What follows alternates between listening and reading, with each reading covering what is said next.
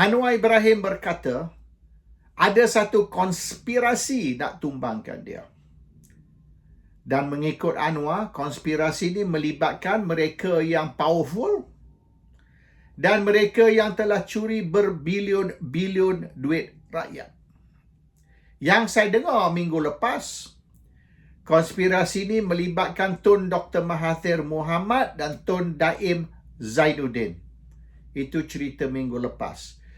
Cerita yang terkini, saya dengar 2 hari dulu ialah Najib Tun Razak juga terlibat di dalam konspirasi ini oleh kerana Mahathir dan Daim telah approach Najib dan ajak dia join sekali konspirasi itu. Saya ditanyalah semalam semasa saya ada live tu, tapi saya kata saya tak tahulah, saya tak dengar cerita. Yang saya dengar ada berita angin lah. Tapi tidak lagi dikonfirm, tidak lagi disahkan oleh sumber dalaman. Itu cuma cerita di luar, bukan cerita dari dalam. Ini kerana mereka tidak puas hati dengan Anwar dan mereka juga tidak puas hati dengan Ahmad Zahid Hamidi. Iaitu Zahid ni telah bawa Barisan Nasional dan UMNO masuk ke dalam kerajaan dan majoriti dari pemimpin UMNO dan lebih-lebih lagi majoriti dari grassroots akar umbi mereka tidak sokong. Dan ini akan dibuktikan di 6 pilihan raya yang akan datang ini, mungkin dalam sebulan 2 ini, di mana UMNO akan kalah teruk di semua negeri dan kemungkinan akan hilang deposit, bukan kalah saja. Dan ini akan menjadi tanda lah bahawasanya memang tindakan Zahid menarik Barisan dan UMNO masuk kerajaan backfire teruk sangat. So that is the latest story lah. Dan memang orang bosku lah, penyokong-penyokong Najib dah meluat sangat. They are disgusted. Yang janji dia sekira UMNO menyertai kerajaan atau Barisan menyokong Pakatan Harapan membentuk kerajaan dan menyokong Anwar sebagai Perdana Menteri, maka ini positif untuk Najib. Najib akan dibebaskan. Tapi hari ini nampaknya UMNO sendiri berkata Najib tidak boleh dibebaskan kecuali mungkin selepas PRU 16.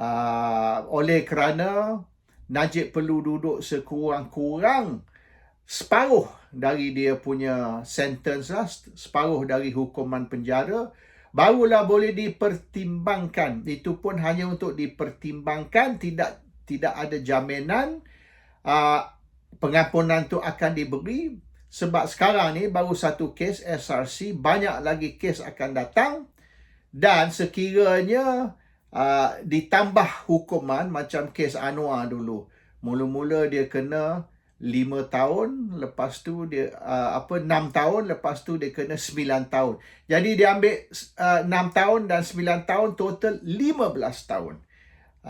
Dia bukan serentak, bukan concurrent, tapi consecutive. Maknanya you jalan you kena jalankan dulu satu sentence, satu hukuman, dan lepas tu you sambung lagi satu lagi hukuman. So dia bertambah. Kes Najib ni, kerana kes dia lain-lain, not the same case, maka each case, setiap satu case, hukuman tu akan bertambah. Lepas satu hukuman, kena jalan lagi satu hukuman, kena jalan lagi satu hukuman. Jadi kemungkinan besar, bila Najib diberi pengampunan pun, mungkin 10 tahun baru dia boleh keluar. Maknanya mungkin 2 PRU 17 kalau silap-silap. So maknanya Najib, budak-budak bosku dan juga family Najib tidak puas hati. Mereka rasa yang mereka ni tertipu. Yang Najib disuruh menyokong tindakan untuk Barisan menyertai kerajaan. Sebab perkara ni, walaupun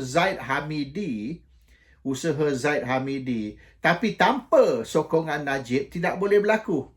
Kalau Najib menentang usaha untuk Barisan sokong kerajaan pakatan dan sokong Anwar, jadi Perdana Menteri. Kalau Najib membantah, tidak sokong, susah juga Zaid nak buat. Tapi Zaid meyakinkan Najib yang selepas kerajaan baru dibentuk, dalam seminggu Najib diberi pengampunan. Tidak berlaku. Dan itu 7 bulan dulu dah. So the point is, Najib pun dah tak puas hati dan keluarga Najib marah sangat-sangat, dan penyokong Najib rasa yang Zaid ni sudah tikam belakang Najib. So mungkin Najib pun menyokong usaha Mahathir dan Daim untuk tumbangkan Anwar. Anwar tidak sebutlah siapa, tapi dia sebut orang powerful lah, dan orang yang terlibat di dalam mencuri berbilion-bilion duit rakyat. Jadi ada cuma 2 orang, iaitu Mahathir dan Daim, ataupun kalau betul cerita terbaru yang Najib juga yang terlibat, maka maksud Anwar ialah Mahathir, Daim dan Najib ada komplot, ada konspirasi untuk menumbangkan Anwar.